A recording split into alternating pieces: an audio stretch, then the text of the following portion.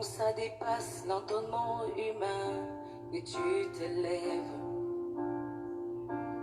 c'est à l'aurore que tu renouvelles ta bonté. C'est quand le sommeil devient si doux que tu t'élèves. Je vous salue tous au nom du Seigneur Jésus. Que tu t'élèves et tu agis. Que l'Éternel puisse vous soit agréable. Que sa grâce puisse abonder dans votre vie. Que sa paix qui dépasse toute intelligence puisse être avec vous dans toutes choses.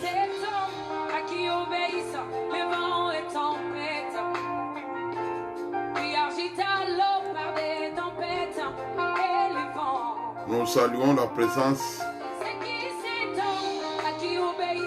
de tous ceux qui sont déjà avec nous sur ce plateau.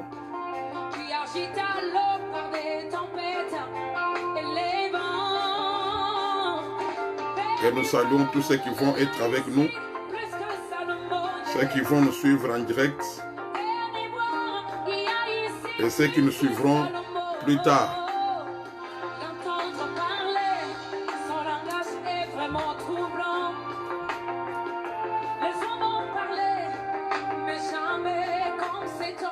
Voilà.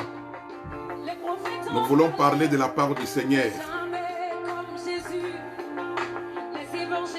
C'est de sa part que nous voulons parler. Nous allons parler par rapport au livre de Daniel. Par rapport au songe que le roi Nebuchadnezzar avait eu de la part de Dieu. Ce roi était un roi païen, mais du moins Dieu lui avait parlé. Voilà pourquoi nous disons que Dieu parle toujours à tout le monde. Dieu parle à tous. Ce roi, c'était un roi païen, il était de la Babylone, mais il avait reçu un songe de la part du Seigneur. Mais il était incapable de pouvoir saisir la pensée du songe. Il fallait faire venir Daniel, qui était l'homme de Dieu, qui avait cette capacité de pouvoir comprendre le langage de Dieu. C'était lui qui était venu expliquer ces songes-là. Et ces songes-là, ce n'était pas n'importe quel songe. C'est de ça que nous allons parler. Dans ces songes, il y a beaucoup de choses à expliquer. Il y a beaucoup de sons, il y a beaucoup de choses à expliquer dans ces songes-là. C'est ça que nous allons expliquer par la grâce du Seigneur. Et je suis sûr que vous serez bénis. Vous serez bénis. J'avais même fait un petit dessin. J'avais même mis ça sur ma page Facebook depuis hier la nuit pour montrer au peuple de Dieu de quoi nous allons parler cet après-midi. Alors, en attendant, on va écouter ces cantiques merveilleux. Voilà. Que le Seigneur bénisse cette sœur ici. Vraiment, cette sœur a chanté un bon cantique. Elle dit qu'il n'y a personne qui a parlé comme le Seigneur. Les gens peuvent parler, mais il n'y a personne qui a parlé comme le Seigneur. Voilà. Le Seigneur, c'est l'homme à qui obéit toute la nature. Il est l'homme à qui obéissent tous les esprits, car il est le Dieu des esprits. Il est le Dieu de tous les esprits. Il domine sur les démons.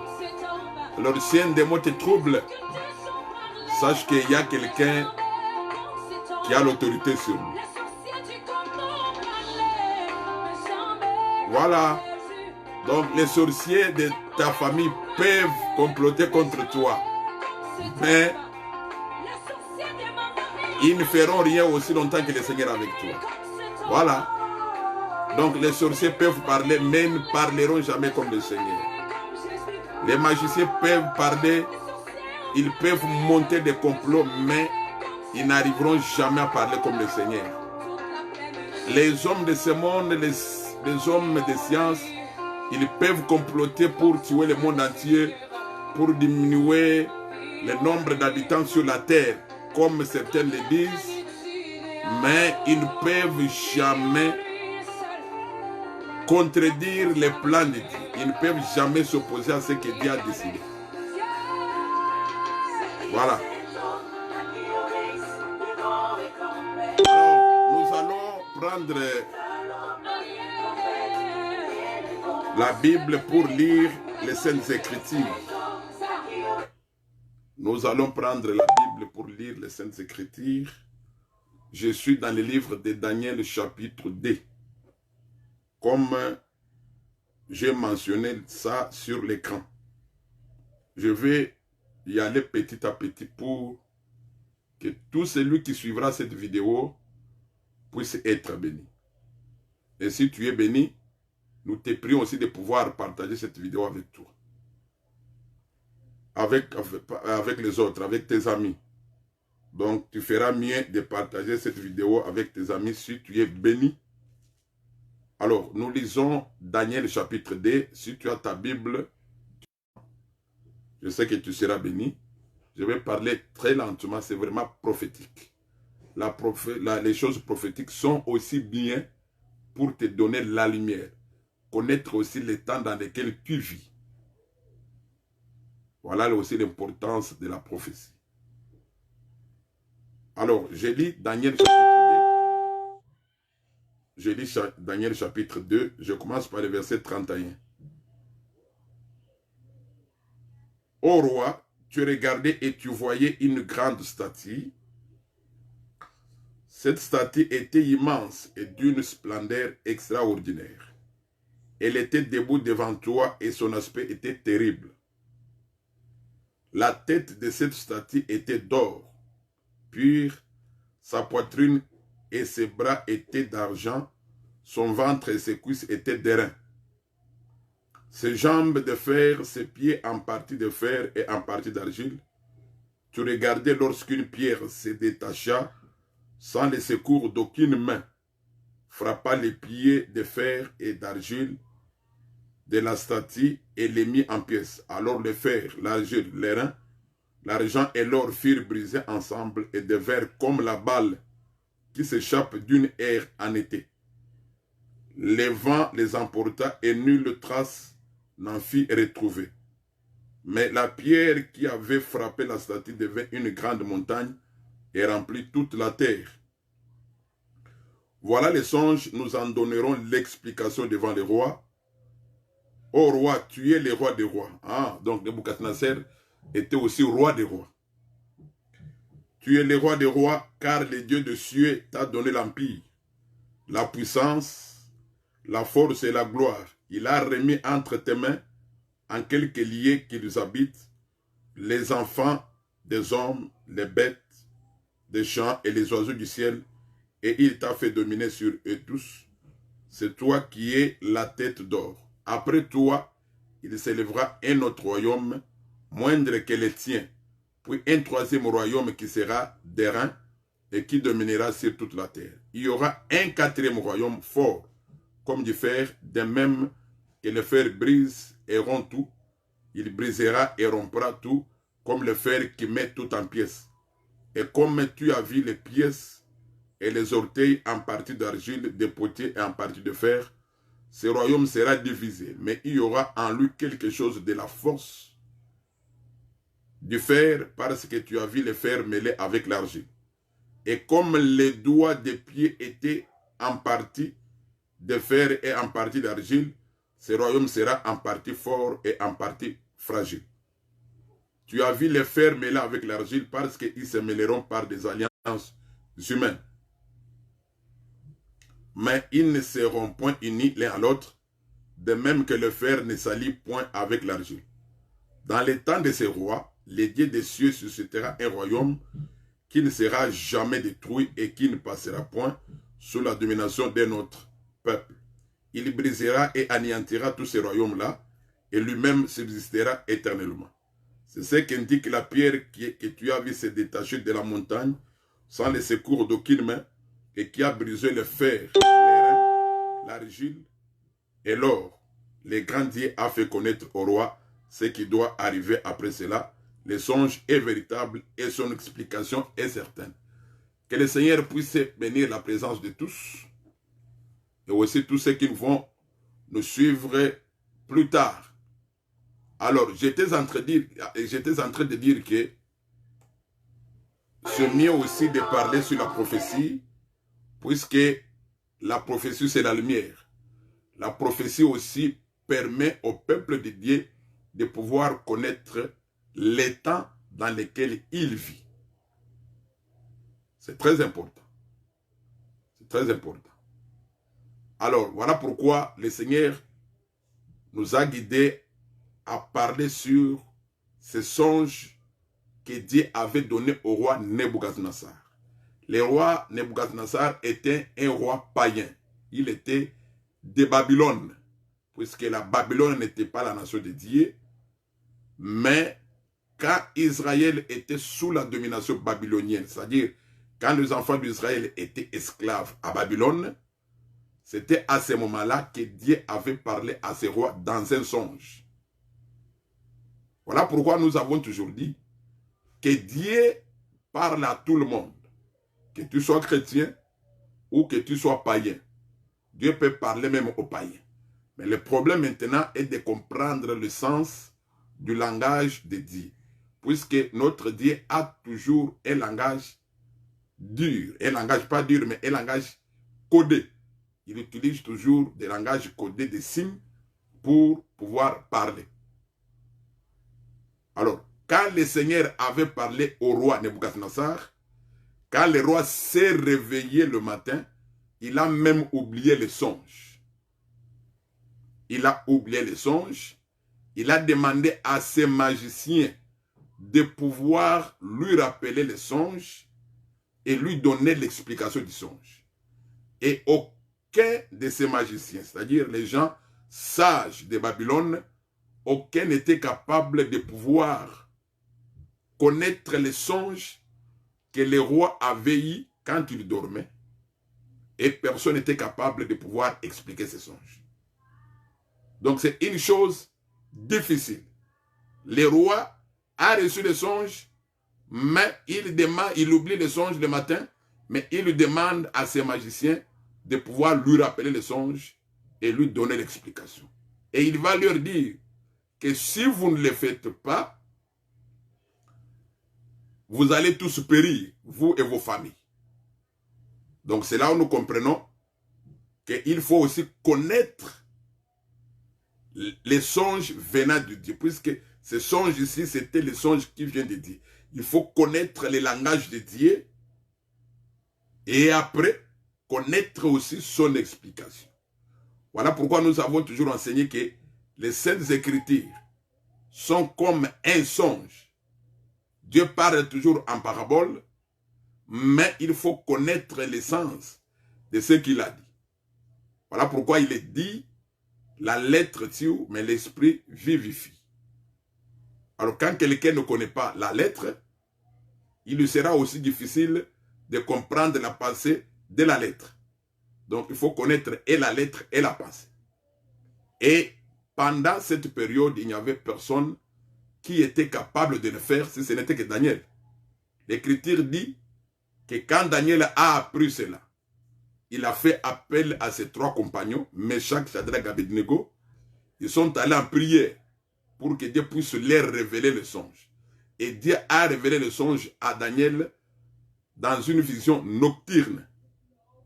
Quand Dieu lui révèle le songe, c'est alors que Daniel va maintenant vers le roi pour lui donner le songe, lui dire d'abord le songe et son explication. Alors, écoutez maintenant les songes. Daniel dit ceci au roi Nebuchadnezzar qui avait oublié déjà le songe. Il lui dit, voilà, quand tu étais sur ta couche, quand tu dormais, voilà ce que tu as eu comme songe. Tu as vu une statue devant toi. Cette statue était terrible, une statue effrayante, une statue qui pouvait effrayer quelqu'un. C'était une grande statue que tu as vue. Voilà pourquoi j'ai essayé un peu, je ne suis pas même un bon dessinateur, j'ai essayé un peu de dessiner cette statue. Et la statue était divisée en 4. Donc la statue avait la forme d'un homme. La statue avait la forme d'un homme et elle était divisée en 4 parties. Donc un homme divisé en 4 parties. La tête était en or, les bras et la poitrine étaient en argent. Le ventre de la statue et les cuisses de la statue étaient en airain ou soit en bronze. Mais les jambes étaient en fer et les pieds en partie d'argile et en partie en fer. Donc les orteils aussi, une partie était en fer, une partie en argile. C'est ça d'abord le songe que le roi a eu, qu'il avait oublié. Donc le songe était que il avait vu une statue ayant la forme d'un homme. Donc l'homme a la tête, les bras, les yeux, ainsi de suite, jusqu'aux pieds. Et il a vu la statue comme la forme, comme un homme. Mais cette statue était divisée avec une partie en or, une partie en argent, une partie en bronze ou airain, une partie en fer et en argile. Et il a vu le roi et le frère Daniel. Le prophète Daniel dit au roi que tu as vu une pierre qui s'est détachée de la montagne. Donc, une pierre qui est venue de la montagne sans le secours d'aucune main, qui a frappé les pieds de la statue. Et quand la pierre a frappé, tout a disparu. On n'a plus rien retrouvé. Tout a disparu. Et il va lui dire que cette pierre-là était devenue une grande montagne. Alors, il lui donne maintenant l'explication du songe. Il lui dit ceci. Que la tête que tu as vue en or là, te représente toi, le roi Nebuchadnezzar. Et la partie maintenant des bras et de la poitrine qui était en argent, elle représente un royaume qui va venir après toi, roi Nebuchadnezzar. La partie du ventre et des cuisses représente un troisième royaume qui viendra après ton royaume.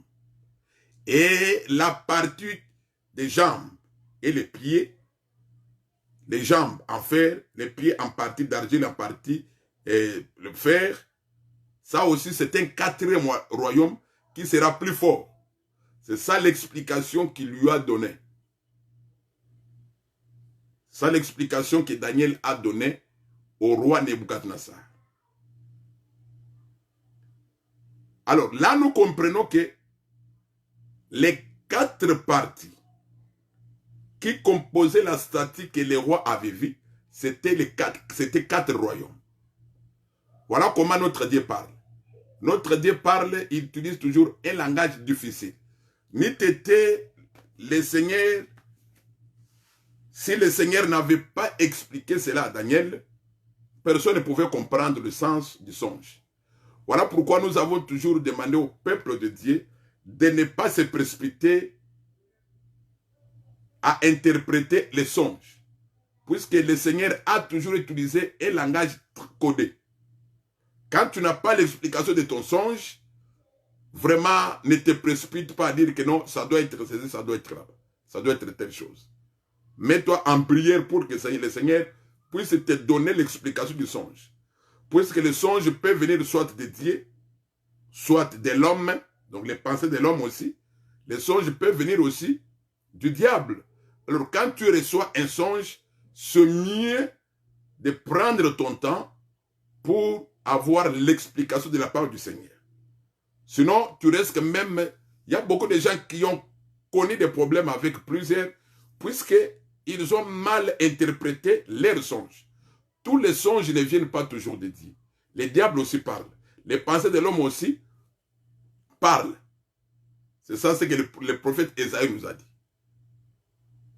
Alors, vous allez remarquer que selon l'explication de Daniel, Daniel lui dit que cette statue, qui est divisée en 4, donc ça ne parle que 4 royaumes.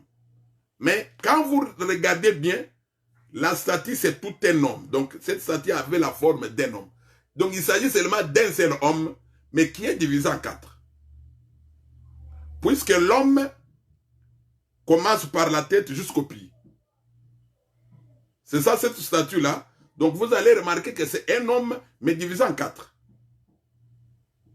Alors, donc, selon l'explication de Daniel, la statue a 4 parties qui parlent de 4 royaumes. Il lui dit, tu es le premier royaume, quand ton royaume va passer, un deuxième viendra. Quand le deuxième royaume viendra, il va aussi passer, un troisième viendra. Quand le troisième viendra, il y aura un quatrième. Et le quatrième, c'est le dernier royaume. Voilà, vous allez comprendre que par rapport à cette statue, vous allez comprendre que quand on parle du quatrième royaume, on parle déjà du temps de la fin. Donc le temps de la fin des royaumes de la terre, c'est à partir du 4e royaume. Alors, il faut maintenant chercher à connaître dans quel royaume de la terre nous sommes aujourd'hui. Si nous sommes dans le 4e, là nous allons comprendre que nous sommes dans le dernier royaume de la terre, bien sûr. Après ces royaumes ici, il n'y aura pas un autre royaume de la terre selon les songes que le roi Nebuchadnezzar a reçus de la part de Dieu. Car Dieu ne trompe pas. Donc, le temps de la fin des royaumes de la terre, c'est le 4e royaume.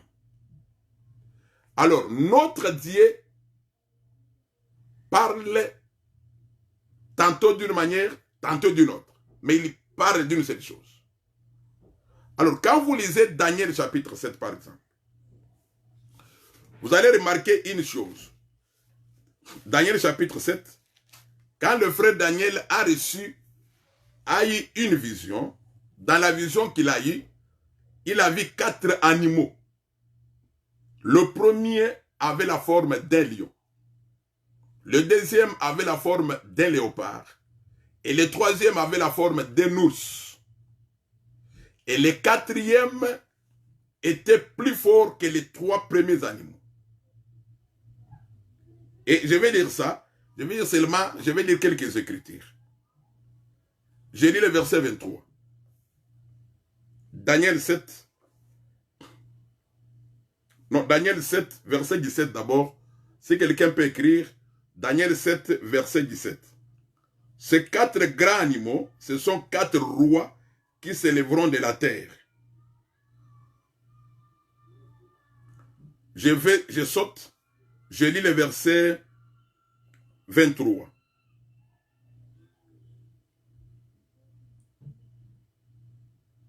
Je lis le verset 23. Il me parla ainsi, le 4e animal, c'est un 4e royaume qui existera sur la terre différent de tous les royaumes et qui dévorera toute la terre, la foulera et la brisera.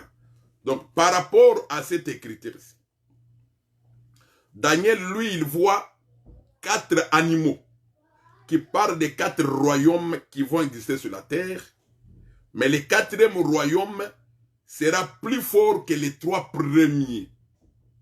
Donc, vous allez voir que Daniel 2 et Daniel 7, c'est la même chose. Puisque dans Daniel 2, on a vu une statue divisée en 4, et les 4, ce sont les 4 royaumes.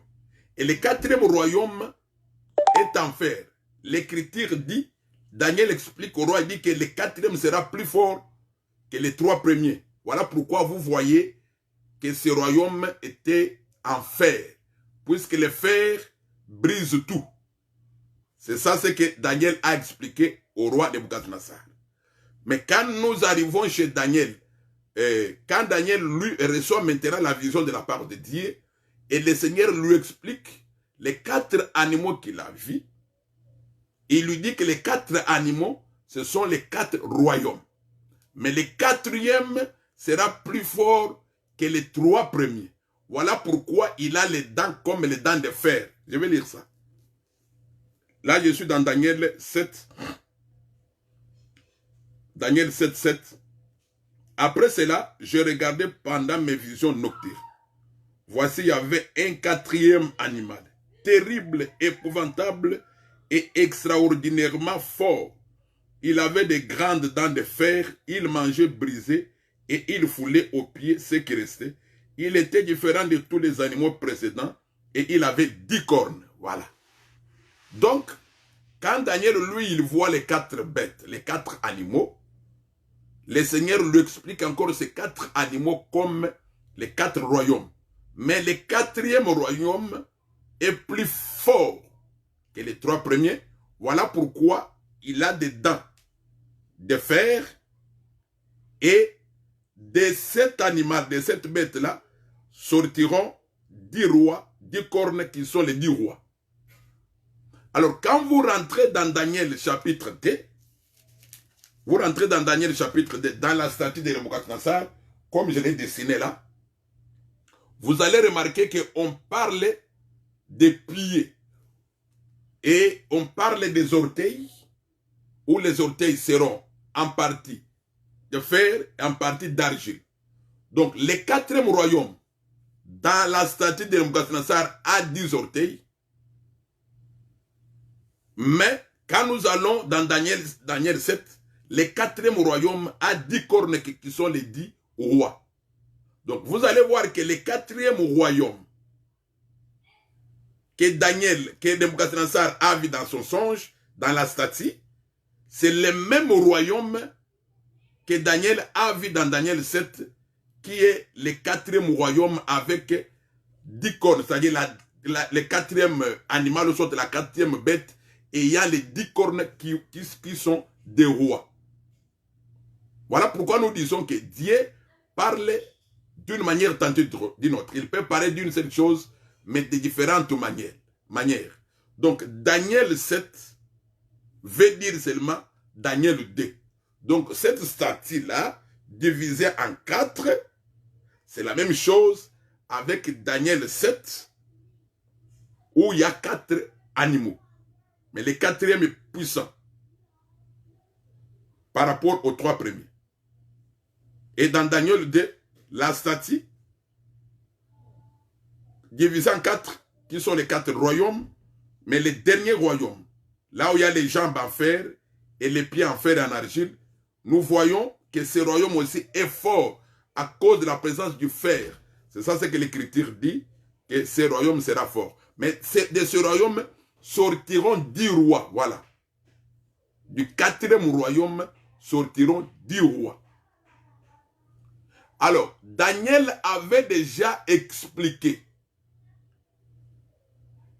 au roi Nebuchadnezzar que ton royaume va tomber. Et après ton royaume viendra un deuxième.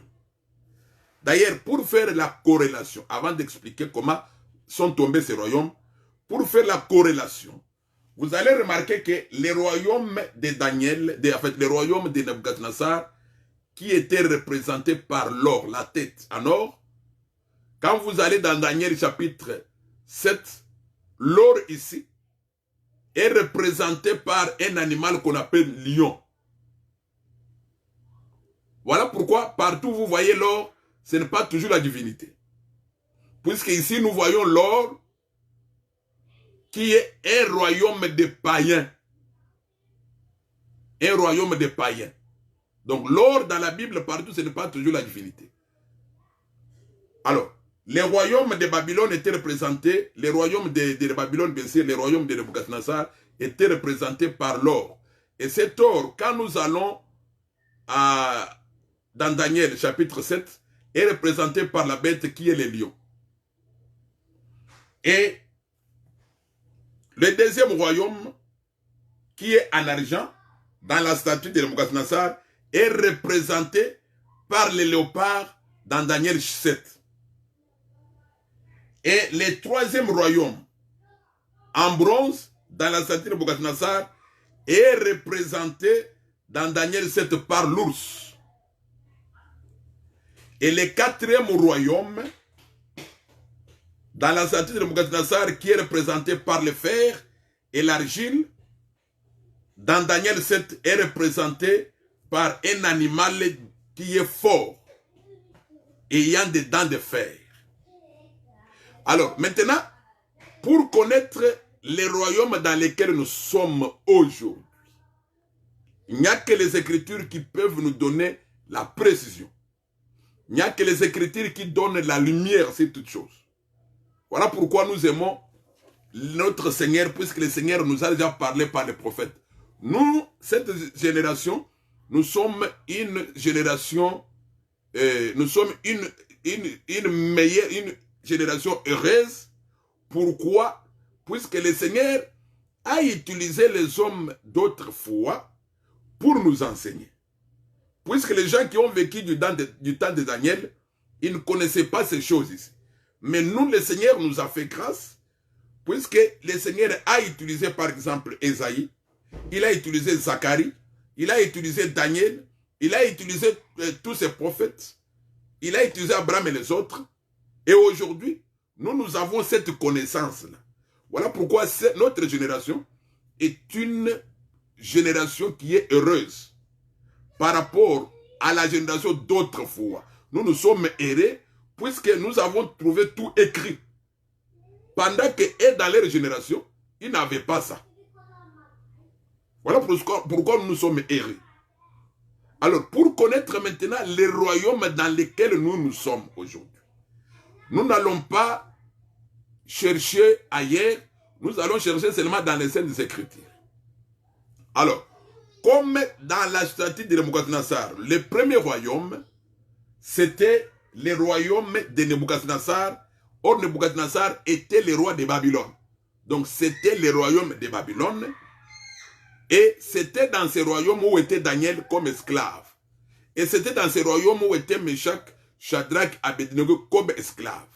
Ils étaient esclaves dans le royaume de Babylone. Et c'était pendant cette période que Dieu avait parlé au roi de Nebuchadnezzar. C'était pendant cette période que Dieu avait donné les songes. Et Daniel a expliqué, bien sûr, par l'aide de l'Esprit de Dieu. Alors, nous lisons maintenant Daniel chapitre 5. Daniel chapitre 5. Je lis le verset 5, le verset 1er. Daniel 5, je lis d'abord le verset 1er. Le roi Belchassar donna un grand festin à ses grands, au nombre de 1000, et il but du vin à leur présence. Belchassar, quand il eut goûté au vin, fit apporter les vases d'argent que son père Nebuchadnezzar avait enlevés du temple de Jérusalem. Je saute. Je vais lire le verset 24 du même chapitre. Daniel 5, verset 24.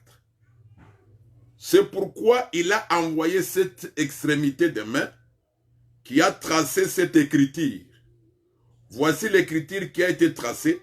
Compter, compter, peser et diviser. Voici l'explication de ces mots. Compter, Dieu a compté ton règne et y a mis fin. Verset 27. Pesé, tu as été pesé dans la balance et tu as été trouvé léger.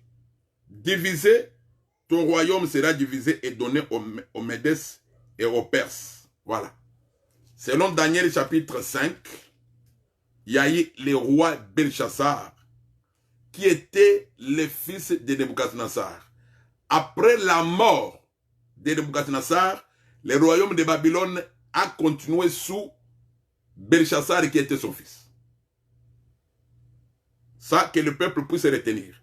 Il y a Belchassar qui était le fils de Nebuchadnezzar, Nebuchadnezzar, le roi de Babylone, qui est représenté par la tête en or. Représenté par la tête en or. Le royaume de Babylone était représenté par la tête en or. Quand Nebuchadnezzar meurt, c'est son fils qui récupère le pouvoir. Et c'était sous son fils que le royaume de Babylone était tombé. L'écriture dit que Belchassar avait organisé une fête. Pendant cette fête, ils ont vu une main qui écrivait au mur. Des doigts écrire au mur.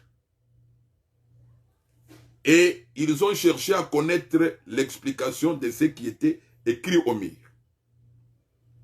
Et on avait fait appel à Daniel. C'est Daniel qui est venu lire et expliquer. Voilà pourquoi nous avons toujours enseigné que savoir lire l'écriture de Dieu, c'est donner son explication. Celui qui sait lire, c'est celui qui donne l'explication.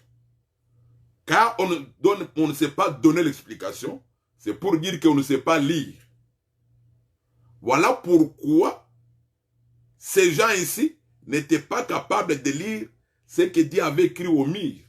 On a amené Daniel, c'est Daniel qui a lu, qui a donné l'explication. Et quand il donne l'explication, il dit, comptez, peser et diviser. L'explication, il dit, Dieu a compté ton règne, ton royaume, et il a mis fin. Il a mis fin au royaume de Babylone. Quand le royaume de Babylone, Dieu met fin au royaume de Babylone, ce royaume, Dieu le donne aux Médès et Perses. Donc, ça devient un royaume divisé. Maintenant, ça quitte la tête.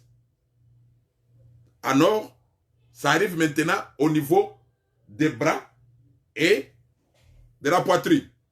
Là, maintenant, nous sommes au niveau de l'argent. Puisque la première partie, c'était l'or, et la deuxième partie, c'est l'argent. Alors, souvenez-vous, je vous ai dit que Daniel 2 et Daniel 7, c'est la même chose. Donc, dans Daniel 7, le premier royaume était représenté par les lions. C'est-à-dire que c'est les lions qui est tombé. Et maintenant, les deuxièmes, dans Daniel 7, c'est les léopards. Donc, dans Daniel 2, quand l'or tombe, le royaume de Babylone tombe, il vient maintenant, il est remplacé par un autre royaume qu'on appelle Médès et Perse. Ça, c'est le deuxième royaume. Et ce royaume-là, Médès et Perse, a existé sur la terre. Le royaume de Babylone a existé sur la terre. Même vous qui êtes allés à l'école, je crois que vous avez appris ça à l'école, dans les cours d'histoire. Comment les royaumes se sont succédés sur cette terre ici. Les royaumes puissants, bien sûr. Et c'est quand on parle des royaumes, ce sont des royaumes puissants. Alors, je vais ajouter une autre écriture. Là, je suis dans Daniel chapitre 8. Daniel chapitre 8. Dans Daniel chapitre 8. Je lis à partir du verset 1er. Je vais sauter. Daniel 8. La 3e année du règne du roi Belchassar. Moi, Daniel, j'eus une vision, outre celle que j'avais eue précédemment. Lorsque j'eus cette vision, il me semblait que j'étais à Suse, la capitale, dans la province de l'âme, et pendant ma vision, je me trouvais près du fleuve d'Ilaï. Je levai les yeux, je regardais, et voici, un bélier se tenait devant le fleuve. Il avait des cornes. Et ces cornes étaient hautes, mais l'une était plus haute que l'autre. Et elle s'élevait la dernière. Je vis les béliers qui frappaient de ses cornes à l'Occident, au septentrion et au septentrion et au midi. Aucun animal ne pouvait lui résister. Il n'y avait personne pour délivrer ses victimes. Il faisait que ce qu'il voulait et il devint puissant. Comme je regardais attentivement, voici un bouc venait de l'Occident et parcourait toute la terre. À sa surface, sans les toucher. Ce bouc avait une grande corne entre les yeux. Là maintenant je saute. Si tu peux encore écrire, frère Méziane, Daniel 8, maintenant je vais au verset 20. Les béliers que tu as vus et qui avaient des cornes, ce sont les rois de Médès et de Perse. Verset 21, du même chapitre, Daniel 8, 20 à 21. Les boucs, c'est les rois de Java, la Grèce. La grande corne entre ses yeux, c'est le premier roi. Donc, Daniel a encore eu une autre vision sous le règne du roi Belchassar, qui était le fils de Nebuchadnezzar. Quand il reçoit cette vision, dans la vision, il voit deux animaux, les béliers et les boucs. il voit le bélier avec des cornes. Mais il va voir un bouc avec un seul corne. Dans l'explication, les boucs, les béliers avec des cornes représentaient les royaumes de Médès et Perse. Donc c'est ça l'argent. Le deuxième royaume après Babylone.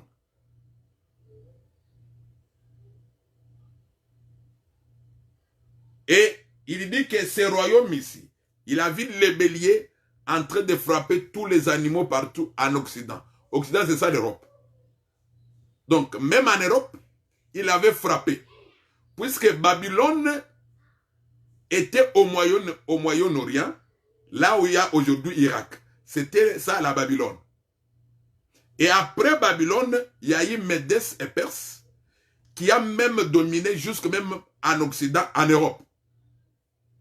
Et Médès et Perse est représenté par les béliers. Et dans la même vision, Daniel voit un bouc qui vient maintenant de l'Occident. Il voit le bouc venir de l'Occident pour frapper les béliers. Et le bouc qui vient de l'Occident, la Bible l'appelle les royaumes de Java, les royaumes de Grèce. C'est la Grèce qui existe aujourd'hui, qui avait maintenant frappé. Qui a frappé les royaumes de Médès et Perse.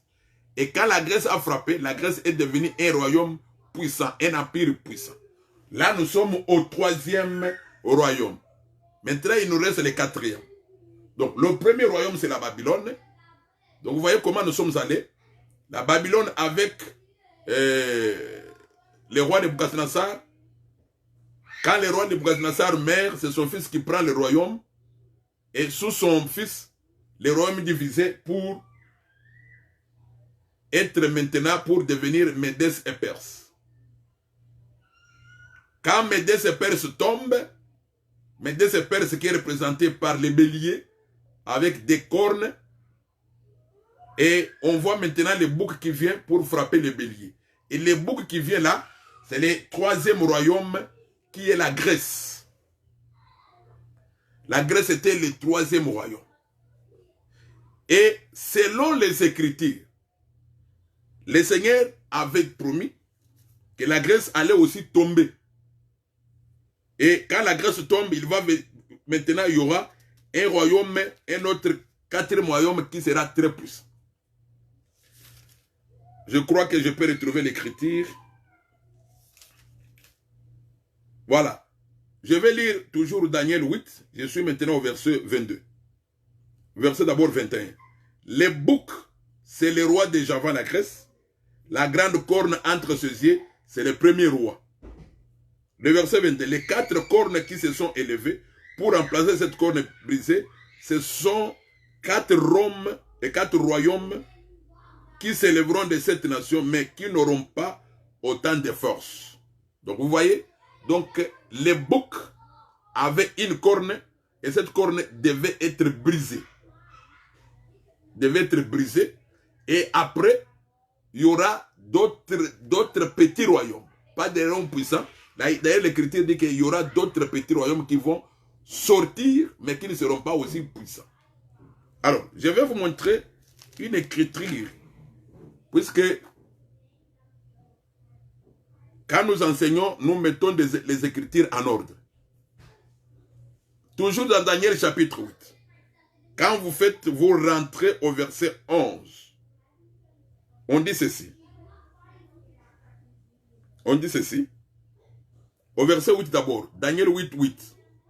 Le bouc devint très puissant, mais lorsqu'il fut puissant, sa grande corne se brisa. Voilà. Or, le bouc ici, c'est ça, la Grèce. Donc, le brisement de la Grèce, c'est ça la chute de la Grèce. Le brisement de la corne, c'est ça la chute de la Grèce. Le verset 11 de Daniel 8 dit, il s'éleva jusqu'au chef de l'armée, lui enleva les sacrifices perpétuels et renversa le lieu de son sanctuaire. L'armée fit livrer avec les sacrifices perpétuels à cause du péché. La corne jeta la vérité par terre et réussit dans ses entreprises. J'entendis parler un saint et un autre saint. Bon, je m'arrête là. Donc, cette corne ici, qui est la corne du bouc, était allée jusqu'au pays magnifique qui est le pays d'Israël, elle avait renversé les sacrifices. Le sacrifice est tombé. Elle a amené un autre enseignement. Donc, pour dire que la Grèce avait aussi dominé sur Israël.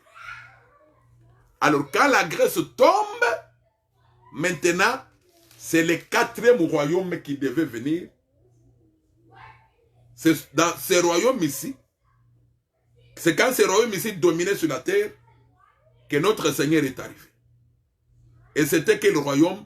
Puisque notre Seigneur est né en Israël, il est né sous la domination, quand Israël était sous la domination des Romains, sous la domination romaine. Le Seigneur est né quand Israël était sous la domination romaine.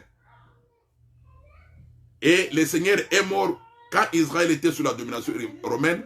Et le Seigneur est parti quand Israël était toujours sous la domination romaine. Donc, c'est la Rome qui est le 4e royaume. Pour dire que il n'y aura pas un autre royaume puissant comme la Rome. C'est un royaume, selon la statue de Nebuchadnezzar, c'est un royaume qui a les jambes en fer, mais les pieds, une partie en fer, une partie en argile. Le frère Daniel avait expliqué pourquoi la présence de l'argile, pourquoi la présence du fer. Il a dit que quand vous voyez la présence de l'argile, pour dire que de ces rois, de ces royaumes plutôt, il y aura 10 rois qui vont sortir de ce royaume. Certains seront faibles et certains seront forts. Les faibles sont représentés par l'argile et les forts sont représentés par le fer. Les forts sont représentés par le fer. Je crois que le peuple est en train de me suivre. Je dis que selon l'explication de Daniel, du 4e royaume devait sortir 10 rois, 10 grandes puissances. Là, du 4e royaume, les derniers royaumes. Et les derniers royaumes, c'est la Rome. On vous a montré comment il y a une succession de ces royaumes ici. Commençant par la Babylone, vous avez Médès et Perse, vous avez la Grèce, et les derniers royaumes, c'est les royaumes, c'est la Rome. Et de la Rome maintenant, il y aura, de la Rome, il y aura 10 rois, ou soit 10 royaumes, 10 grandes puissances qui vont sortir. Alors, dans la vision du roi Nebuchadnezzar, l'écriture dit, c'est là maintenant mon problème. C'est là où je veux que le peuple puisse avoir beaucoup de lumière, puisqu'il y a beaucoup de confusion sur ces points-ci. Daniel 2 dit ceci. Daniel 2 dit ceci.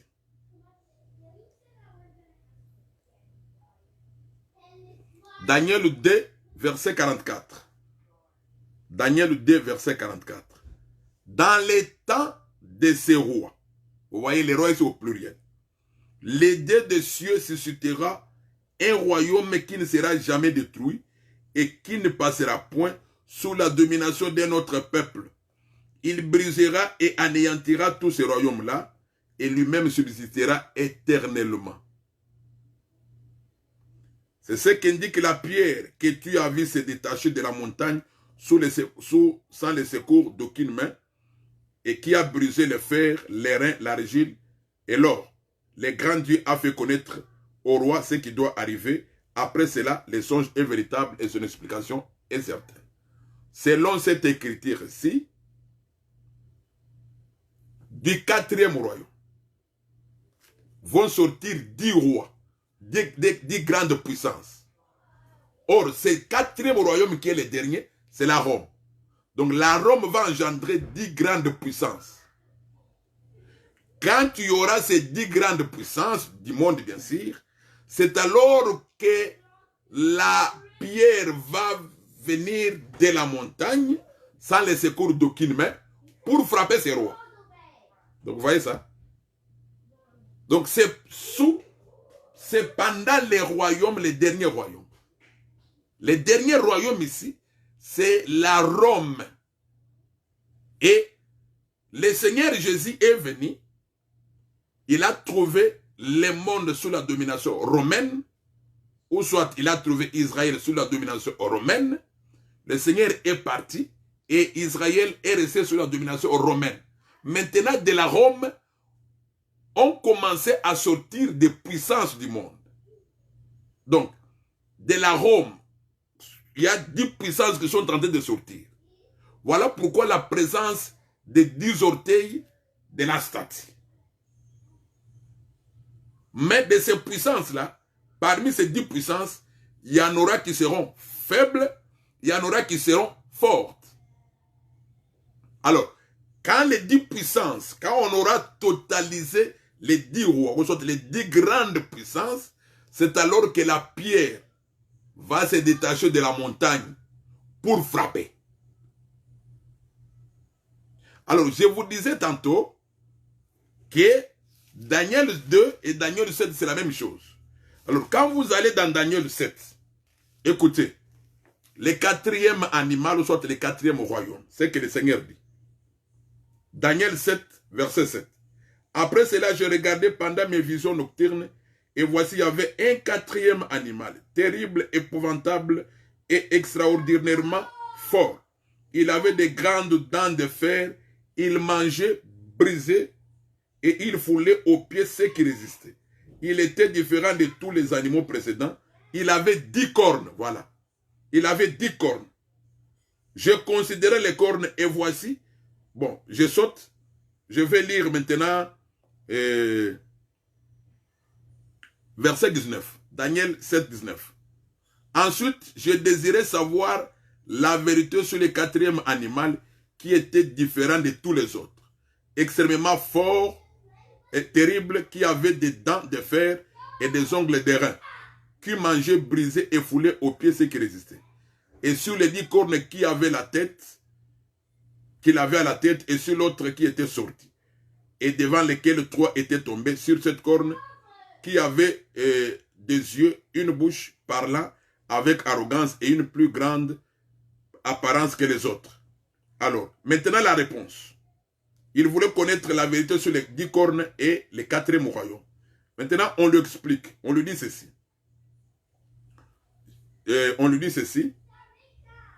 Verset 23. Il me parla ainsi. Le 4e animal, c'est un 4e royaume qui existera sur la terre, différent de tous les royaumes, et qui dévorera toute la terre, la foulera et la brisera. Les 10 cornes, ce sont 10 rois qui s'élèveront de ces royaumes. Voilà. Daniel 7, verset 24. Les 10 cornes, ce sont les 10 rois qui s'élèveront de ces royaumes. Et un autre s'élèvera après et il sera différent des premiers. Il abaissera 3 rois. Il prononcera des paroles, ainsi de suite. Alors, par rapport à cette écriture-ci, des 4e royaume vont sortir 10 rois. C'est ça, ça sera ces 10 rois puissants. Ça sera 10 rois puissants. Et ces 10 rois-là, après, ces 10 rois-là, c'est avec ces 10 rois-là, en fait, je dis quoi? Donc, les 10 rois du 4e animal, ou soit les 10 cornes du 4e animal, dans la statue de Nebuchadnezzar, sont représentés par les 7 et par les 10 orteils. Par les 10 orteils. Alors, maintenant, il y a une question qui trouble beaucoup de gens. Il y a des gens, une question qui trouble beaucoup de gens. Vous allez remarquer que quand l'Écriture dit ceci au verset 24, les 10 cornes, ce sont 10 rois qui s'élèveront de ce royaume, un autre s'élèvera après et il sera différent des premiers et il abaissera les 3. Les 10 rois, ce sont les 10 grandes puissances qui vont s'élever sur la terre. Mais quand un autre viendra, il y a un autre roi, il va abaisser les 3. C'est-à-dire les 3 vont entrer dans ces rois-là. On dirait qu'il est le 11e, mais c'est toujours le même roi. Vous allez comprendre ceci dans la suite des temps. C'est maintenant dans le livre d'Apocalypse que vous allez comprendre cela. Alors, quand nous allons maintenant dans le livre d'Apocalypse, nous allons dans le livre d'Apocalypse, c'est là que vous allez comprendre le message de Daniel 2 et Daniel 7. Je vais prendre Apocalypse chapitre 17. Apocalypse chapitre 17. Je lis le verset 5. Non, je lis le verset 4. Cette femme était vêtue de pourpre et d'écarlate et parée d'or, de pierres précieuses et de perles. Elle tenait dans sa main une coupe d'or remplie d'abominations et des impuretés de sa prostitution. Je lis le verset 7. Et là, je me dis, pourquoi t'étonnes-tu? Je te dirai le mystère de la femme et de la bête qui la porte, qui a les 7 têtes et les 10 cornes. La bête que tu as vue, elle n'est plus, que tu as vue, était et n'est plus, elle doit monter de l'abîme et aller à la perdition. Et les habitants de la terre, ceux dont le nom n'a pas été écrit dès la fondation du monde, dans le livre de vie, s'étonneront en voyant la bête parce qu'elle était et qu'elle n'est plus et qu'elle reparaîtra. Je saute, je vais lire verset 12. Apocalypse 17, verset 12. Les 10 cornes que tu as vues sont 10 rois qui n'ont pas encore reçu des royaumes, mais qui reçoivent autorité comme roi pendant 1 heure avec la bête. Voilà. Dans Apocalypse chapitre 17, le frère Jean voit une femme assise sur une bête qui a 10 cornes et 7 têtes. Et cette bête est expliquée comme étant les royaumes. Et les 10 cornes de la bête sont expliquées comme étant des rois qui vont travailler avec la bête. C'est-à-dire les 10 plus 1, ça fait 11. Donc la bête et les 10 rois vont travailler ensemble. Mais quand vous rentrez dans Daniel chapitre 2, vous allez remarquer que parmi les orteils, il y a des orteils en fer et des orteils en argile. Les orteils en argile représentent les rois qui seront faibles. Qui, quand la bête viendra, qui est le 10e roi, va les faire tomber. Mais ils seront toujours là, mais tout en étant dans la bête. Et ce sont ces 10 rois ici, avec la bête, selon l'écriture, Apocalypse chapitre 17, verset 14. Il dit, il est écrit, ils combattront contre l'agneau, voilà. Et l'agneau les vaincra, parce qu'il est le Seigneur des seigneurs et le roi des rois, et les appelés, les élus, et les fidèles qui sont avec lui, les vaincront aussi. Donc les 10 rois, plus la bête, ils vont combattre contre l'agneau. C'est ça dans Daniel chapitre 2, où on a vu la pierre qui se détache de la montagne sans le secours d'aucune main, pour frapper les pieds de la statue. Et nous disons que le fait de voir cette pierre qui est détachée pour frapper les pieds de la statue, et l'écriture dit que quand les pieds seront frappés, tout va disparaître. Tous ces royaumes disparaîtront. Cette écriture ici, c'est pour accomplir Exode 14. Souvenez-vous, quand Israël est sorti de l'Égypte, Pharaon et les gens qui l'accompagnaient avaient suivi Israël devant la mer Rouge. Et Israël a commencé à trembler. Et Moïse a dit à Israël, gardez silence et regardez la délivrance que le Seigneur va vous accorder en ce jour. Pharaon que vous voyez et tous ces gens, les Égyptiens que vous voyez, vous ne les verrez plus jamais. C'est-à-dire qu'ils vont disparaître pour toujours. Cette écriture-là parlait déjà de Daniel chapitre 2. Or, Daniel chapitre 2 parle même de la guerre, que Apocalypse chapitre 16 parle de la guerre d'Armageddon. Voilà pourquoi quand cette pierre va se détacher, la pierre qui va se détacher, c'est Dieu lui-même qui va venir dans sa force. Et regardez, quand vous lisez Ésaïe 9, quand le Seigneur devait naître, l'Écriture dit qu'on l'avait appelé Père éternel, mais Dieu puissant. Là, on l'a appelé puissant. Là, on ne l'a pas appelé tout puissant. Dans Ésaïe 9, je pense, je peux retrouver l'Écriture. Ésaïe chapitre 9. Je crois que c'est Ésaïe 9. Ésaïe 9. Quelqu'un a retrouvé l'Écriture? C'est lui qui a retrouvé. Voilà.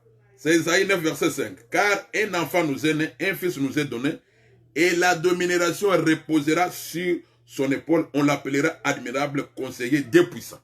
Ici, on l'a appelé Dieu puissant. Quand notre Seigneur Jésus est venu sur la terre, il est venu comme Dieu puissant. Là, il a été comme un envoyé et il a frappé le diable à la croix. Il a dépouillé à la croix. Là, c'est le premier combat.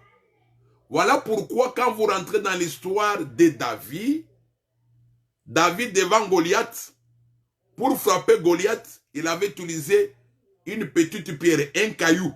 Là, c'est Dieu, quand il a pris la forme de l'homme, quand il s'est humilié pour nous donner la vie, quand il s'est fait petit, avec un caillou qu'il avait frappé Goliath. Il a mis les cailloux dans la main et il a envoyé les cailloux. Et les cailloux a frappé. Là, il est venu, dans sa première venue, il était comme un envoyé. Alors, maintenant, dans sa deuxième venue, voilà pourquoi dans Daniel 2, on dit, une pierre va se détacher de la montagne sans le secours d'aucune main. Là, il ne sera plus comme un envoyé. Là, il va venir maintenant comme Dieu tout-puissant. Voilà. Là, maintenant, il vient comme Dieu tout-puissant. Là, maintenant, il va frapper tous ces royaumes de la terre. Les 10 royaumes, ou soit les 10 grandes puissances, ne vont plus exister. On ne va plus parler de ces puissances ici. Les 10 grandes puissances du monde, qui sont par exemple les États-Unis, le Canada, vous avez l'Italie, vous avez l'Allemagne, vous avez la France, vous avez le Royaume-Uni, vous avez le Japon, vous avez la Russie. Ce sont les pays des G8 qui sont les puissants du monde aujourd'hui. Et quand il y en aura 10, c'est alors que cette pierre va descendre. Cette pierre descendra quand il y en aura 10. Mais aujourd'hui, on en a encore 8. Donc cette pierre qui va descendre, c'est Dieu qui va descendre comme Dieu tout puissant. Mais dans sa première venue, il était venu comme Dieu puissant. Et il était venu comme un envoyé. Et il a dépouillé le diable. Mais dans sa première venue, il va venir pour en finir avec tous ces royaumes qui sont puissants, toutes ces grandes puissances. Comme les États-Unis, on ne parlera plus ça, on ne va plus parler de ça. Comme Moïse avait dit aux enfants d'Israël, que les Égyptiens que vous voyez aujourd'hui, vous ne les verrez plus jamais. C'est ça aussi Exode 17, où Dieu avait dit qu'il va effacer la mémoire d'Amalek de dessous les cieux. Les dessous des cieux, c'est sur la terre. Puisque Amalek, c'est toujours Pharaon. Amalek représente, la bête représente tous ces royaumes ici, que le Seigneur va frapper. Donc on ne va plus parler de ça. Voilà pourquoi quand la pierre va venir, c'est pour frapper et maintenant devenir une grande montagne. La montagne, c'est comme un royaume. Donc le Seigneur sera un royaume qui va régner sur la terre pour toujours. Voilà pourquoi l'Écriture dit que ce royaume ne passera jamais. Ce royaume ne sera jamais détruit. Donc tous les royaumes de la terre peuvent être détruits. Mais le seul royaume qui ne sera jamais détruit, c'est le royaume de notre Dieu.